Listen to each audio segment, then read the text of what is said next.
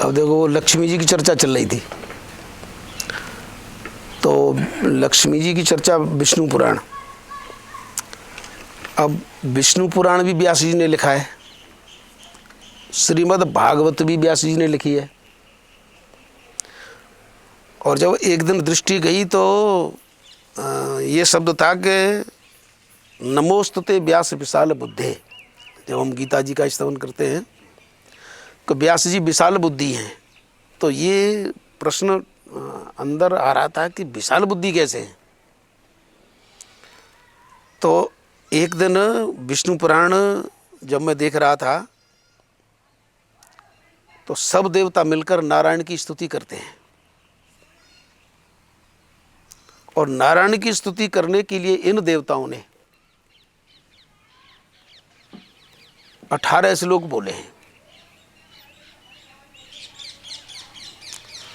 और जब लक्ष्मी जी प्रकट हो गई हैं, लक्ष्मी जी की स्तुति करने के लिए 17 श्लोक हैं। तो एक बात आई कि नारायण की जब स्तुति की है तो 18 श्लोक हैं, और लक्ष्मी जी की स्तुति की है तो 17 श्लोक हैं। ऐसा क्यों है? आगे पीछे भी हो सकता था, तो दिमाग में वो कौंध रहा था कि व्यास विशाल बुद्धि है, तो नारायण की स्तुति 18 श्लोक, इसका मतलब 1 × 8 = 9, और परमात्मा का अंक 9 है पूर्ण, और लक्ष्मी जी है प्रकृति, और प्रकृति के अंक है 8, क्योंकि 8 प्रकार की प्रकृति होती है, पंच तत्व है ना, मन बुद्धि और अहंकार। इसलिए लक्ष्मी जी की जब स्तुति की है तो 17 श्लोक हैं। 17 श्लोक इंद्र ने बोले हैं। इन लक्ष्मी जी की जब स्तुति की है तो 17 श्लोक इंद्र ने बोले हैं, और नारायण की जब स्तुति की है तो ब्रह्मा, शिव और सारे देवताएं मिलकर 18 श्लोक बोलते हैं। तो 17 का मतलब 7, 1 और 8।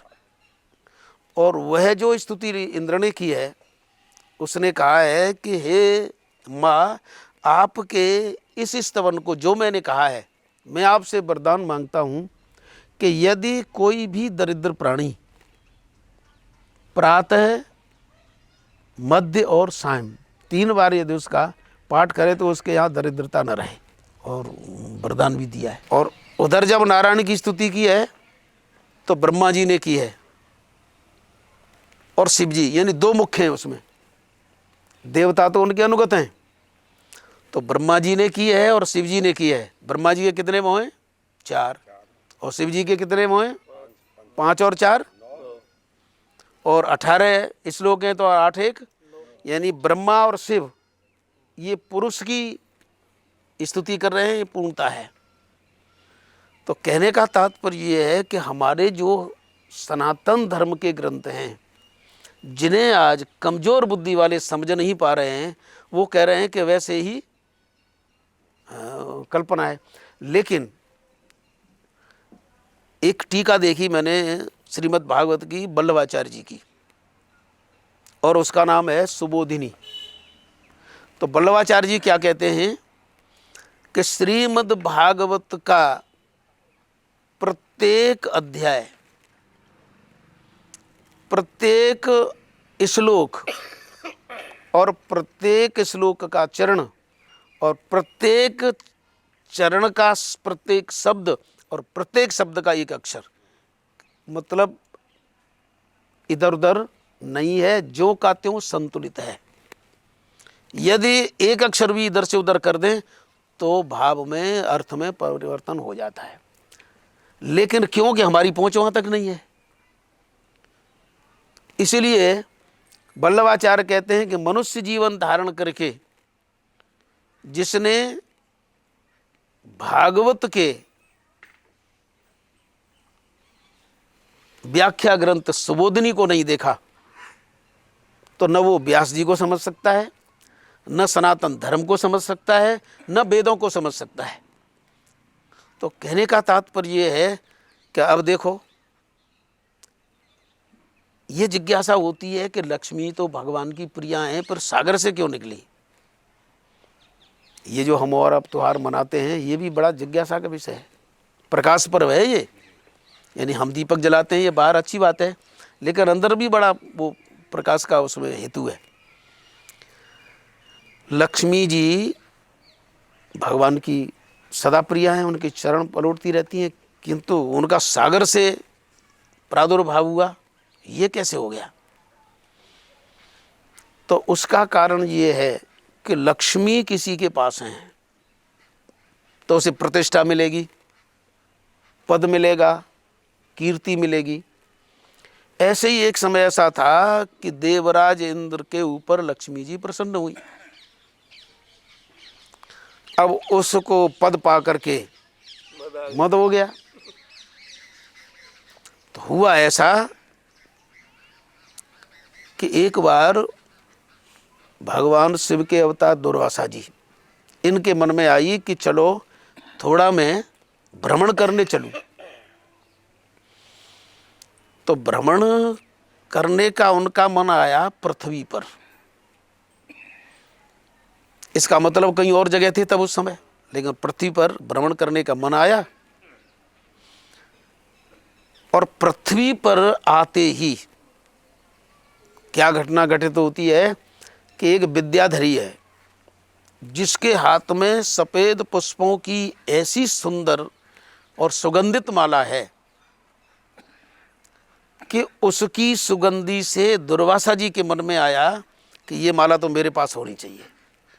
उस माला के सौंदर्य को देखकर, उसकी सुगंधी को सूंघकर ऐसा मन आया दुर्वासा के कि ये माला तो मेरे पास होनी चाहिए। अच्छा, आप विचार करो, दुर्वासा किसके अवतार हैं? शिव जी के। तो ऐसा मन आना चाहिए क्या? नहीं आना चाहिए ना। लेकिन क्यों आया? क्योंकि वो पृथ्वी पर आए हैं, और पृथ्वी पर आने का मतलब है भौतिकता का यदि स्पर्श करोगे तो भौतिक भाव आएगा। इसलिए शास्त्र का नियम है कि जमीन पर कभी भी बैठो तो तुम्हारे और जमीन के बीच में कोई न कोई आसन होना चाहिए। जैसे कभी कभी हम विनम्रता से कहते हैं नहीं मैं ऐसे ही बैठा हूँ मैं, तो ये नियम है अपने बीच में। और क्योंकि यदि तुम कहीं से अच्छी चीज़ प्राप्त कर रहे हो तो वो सीधी फिर अंदर पृथ्वी की चली जाएगी। लेकिन यदि आसन होगा, हाँ, तो दुर्वासा जी के वो बात आ गई। और उस माला का नाम था संतानक। ये चर्चा विष्णु पुराण में आती है।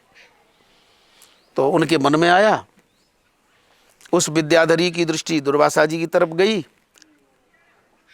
तो हमारे शास्त्र कहते हैं स्त्रियों में एक ऐसी विशेषता होती है जो पुरुषों में विशेषता नहीं होती, कि ये स्त्रियां पुरुषों के चेहरे को देख करके ही पढ़ लेती है कि इसके मन में क्या चल रहा है। साधारण स्त्री की बात है, वो तो विद्याधरी थी। तो विद्याधरी दुर्वासा जी को देख रही है। तो दुर्वासा जी कहते हैं, देवी ये आपके हाथों में जो माला है इसको प्राप्त करने का कुछ मेरा मन आ गया है। विद्याधरी जानती है कि इनको मैंने नहीं दिया तो इनका तो जैसा रूप है। तो तुरंत उसने वो माला दे दी, और उस माला से इतने लालायित हुए कि उन्होंने वो अपने गले में डाल ली। और उसकी सुगंधी ऐसी दिव्य है कि भौरे उसके चारों तरफ गुंजार कर रहे हैं। चले जा रहे हैं दुर्वासा जी। हुआ क्या कि भगवान की प्रेरणा से इंद्र के मन में भी आ गया कि मैं भी आज पृथ्वी पर चलूं, मैं भी पृथ्वी पर चलूं। तो इंद्र भी अपने उस हाथी पर बैठकर, उस समय उनका जो हाथी था वो ऐरावत हाथी नहीं था। ऐरावत हाथी तो बाद में सागर मंथन से निकला। तो वो हाथी पर बैठकर आए। अब हाथी पर बैठे खुद, और दुर्वासा जी कहाँ हैं? पृथ्वी पर। लेकिन दोनों आए पृथ्वी पर हैं। एक भगवान के अवतार हैं, लेकिन पृथ्वी का स्पर्श करके उनमें भी, हाँ, उनमें भी कुछ चाह आ गई। और वो जो इंद्र हाथी पर बैठा है, पृथ्वी का स्पर्श किया उसके हाथी ने, उसको भी लगा कि मैं भी कुछ हूँ, भौतिक भाव उसमें जागा। लेकिन उधर दुर्वासा जी ने क्या सोचा कि इंद्र के गले में ये मैं माला डाल दूं तो इंद्र खुश होगा। जबकि इंद्र को उनकी प्रसन्नता चाहिए कि इनको उसकी प्रसन्नता चाहिए, उल्टा हो रहा है ना। तो दुर्वासा जी के मन में ये बात आई कि ये इंद्र खुश हो जाएगा, चलो मैं ये माला दे देता हूं। तो दुर्वासा जी ने माला उतारी, इंद्र के गले में डाल दी। लेकिन आज इंद्र इतना मत वाला है, उसने वह माला उतारी और हाथी के गले में डाल दी, और हाथी ऐसा हो गया कि उसने वो माला उतारी, नीचे फेंक दी और पैरों से रोक दिया। और दुर्वासा जी को यह सहन नहीं हुआ। तुरंत कहा, मूर्ख, तैने इस अनुपम माला का तिरस्कार करके मेरा तिरस्कार किया है। अब तेरे को जो वैभव मिला है, लक्ष्मी मिली है, उससे हीन हो जाएगा, तू श्रीहीन हो जाएगा। क्योंकि श्री का मतलब ऐश्वर्य, वैभव, पद, प्रतिष्ठा, कीर्ति, शोभा, कई अर्थ होते हैं। तू श्रीहीन हो जाएगा। और वहां तक कह रहे हैं ये दुर्वासा जी कि गौतम जैसे ऋषियों ने तेरी चाटुकारिता करके तुझे बढ़ा दिया है। वैसे उदार हैं वशिष्ठ जी, लेकिन वो भी कभी कभी तेरी प्रशंसा करते हैं, लेकिन मैं ऐसा नहीं हूं। मैं तो तुझे अब जो श्राप दे दिया वो दे दिया। क्योंकि इंद्र चरणों में गिर पड़ा कि क्षमा करो। बोले, क्षमा न करना मेरा सहज स्वभाव है, मैं क्षमा नहीं करूंगा। तो इंद्र चला गया और वहीं से श्रीहीन हुआ है। अब श्रीहीन हो गए तो इंद्र श्रीहीन हो गया, आलस आ गया उसमें, इसलिए समय पर वर्षादि कार्य नहीं हो रहे हैं, तो पृथ्वी भी श्रीहीन हो रही है। और जब मालूम पड़ा दैत्यों को कि साप लग गया है इंद्र को, उन्होंने आक्रमण कर दिया। उन्होंने जब आक्रमण कर दिया तो देवता पराजित हुए, भागे इधर उधर। जब इधर उधर भागे, अब देवता फिर ब्रह्मा जी के पास गए। क्या हो? ब्रह्मा जी ने कहा कि चलो शिव जी के पास चलें। तो ब्रह्मा जी और शिव जी सब मिलकर नारायण के पास गए, क्योंकि समाधान कहाँ है? वही है। आखिर में समाधान वही है, क्योंकि सब श्रीहीन हो गए हैं और श्री के वास्तविक स्वामी नारायण है। तब नारायण कहते हैं कि सागर मंथन करो, उसमें से अमृत मिलेगा। देवताओं, तुम ऐसे बलवान हो जाओगे। पहले जो देवता मरता था तो मर जाता था, पहले ऐसा नहीं था कि वो अमर था, अमर तो बाद में हुए हैं। तो तुम अमर हो जाओगे, बलवान हो जाओगे। तो सागर मंथन हुआ है। और आप आश्चर्य करेंगे कि लक्ष्मी जी का प्राकट्य जब व्यास जी ने लिखा है भागवत में, तो भागवत में 8वां स्कंद है, 8वां अध्याय है और 8वां ही श्लोक है। 8वां स्कंद, 8वां अध्याय और 8वां ही। इसलिए 8 अंक जो लक्ष्मी जी का है ना, हाँ, माया का है, बहुत सोच समझ के। तासा माविर्भूत छोरी स्मयमान मुखा, मुझे कहने का तात्पर्य है कि 8वां स्कंद, 8वां अध्याय और 8वां श्लोक, तो वो प्रकट हुई है। और वहां एक ऐसी चर्चा आती है कि उनकी शोभा को देखकर, सौंदर्य को देखकर हर एक लालायित हो गया कि इनकी कृपा मेरे पर हो। लेकिन वहां बताया है कि लक्ष्मी जी की कृपा किस पर होती है, यानी लक्ष्मी अलग कब होती हैं? जब श्राप मिलता है। और श्राप किसका मिलता है? दुर्वासना का। दुर्वासना का श्राप मिलता है। और दुर्वासना कब आती है? जब हम भौतिक वस्तु का स्पर्श करते हैं। तो दुर्वासना जब आती है तो वैभव कहाँ होता है? चला जाता है ना। वासना ही नहीं रही, दुर्वासना आ गई। दुर्वासना के कारण व्यभिचार, जुआ, शराब इत्यादि सब होता है। तो दुर्वासना के कारण तो अलग हुई, सागर मंथन हुआ। और जब उनका प्राकट्य हुआ है तो 8वें, तो हमारे आचार्य लोग कहते हैं कि यदि लक्ष्मी जी की कृपा चाहिए तो लक्ष्मी स्तोत्र का हमें 8 बार पाठ करना चाहिए। 8 बार पाठ पावरफुल होता है। जैसे कभी कभी डॉक्टर ने कहा कि 1 गोली खानी है तो तुमको 2 खा लूँ, तो बोले नहीं, उसकी जो मात्रा है वही है। तो 8 बार पाठ होना चाहिए। और यदि माला पर करो तो फिर 1 से 7 बार होना चाहिए, क्योंकि 8 का अंक पूरा होना चाहिए।